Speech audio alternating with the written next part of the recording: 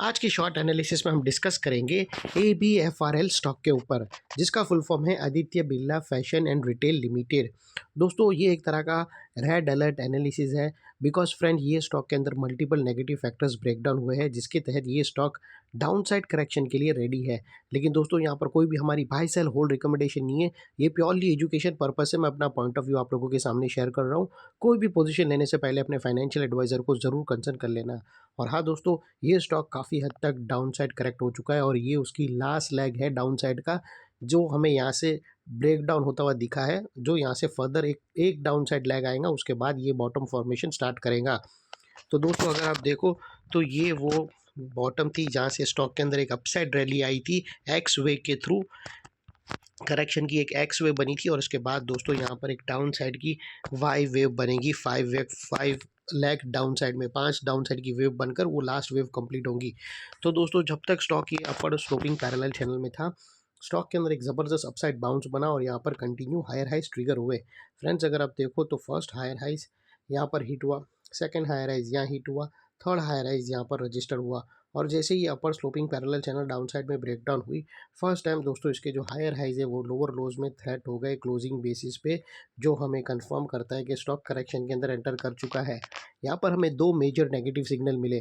पहले तो इसने अपर स्लोपिंग पैरेलल चैनल को डाउन साइड में ब्रेक डाउन कर दिया, जिसके वजह से जो अपसाइड बाउंस मिला था ये स्टॉक को, अल्टीमेटली वहाँ पर ब्रेक लग गई। सेकेंडली इसके जो हायर हाइज थे वो लोअर लोज में शिफ्ट हुए क्लोजिंग बेसिस पे, जो हमें कंफर्म करता है कि स्टॉक ऑफिशियली करेक्शन के अंदर एंटर कर चुका है और ये आवरली टाइम फ्रेम का है।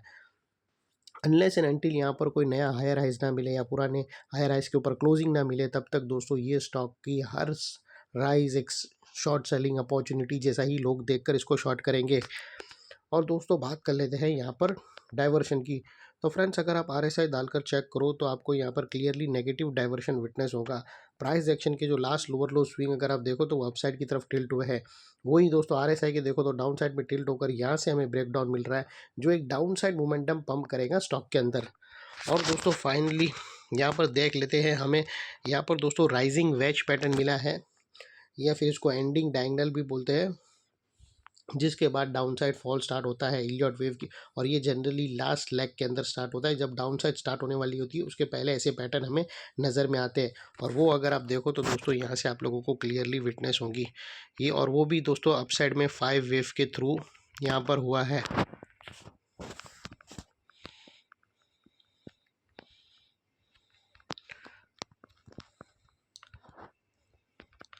दोस्तों अगर आप देखो तो यहाँ पर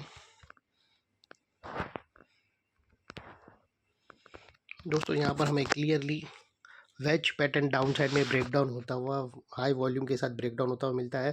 और साथों साथ दोस्तों चार्ट पैटर्न की बात करो तो यहाँ पर एक डबल टॉप पैटर्न भी ब्रेकडाउन हुआ है, इसी एंगल से डबल टॉप। तो यहाँ पर ऑल सारी जो कंफर्मेशन है वो नेगेटिव साइड की है।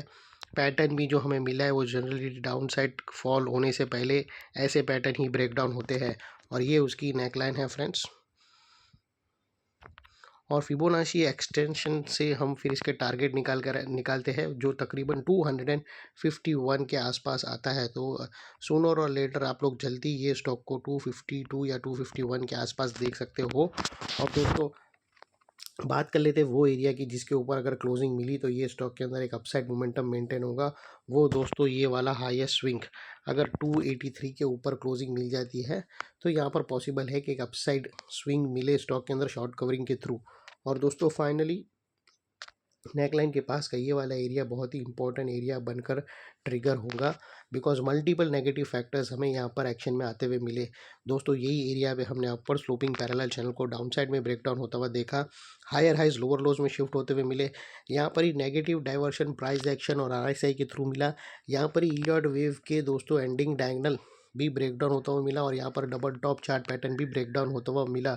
With due respect of all negative breakdowns, this area of support has now turn into an important resistance.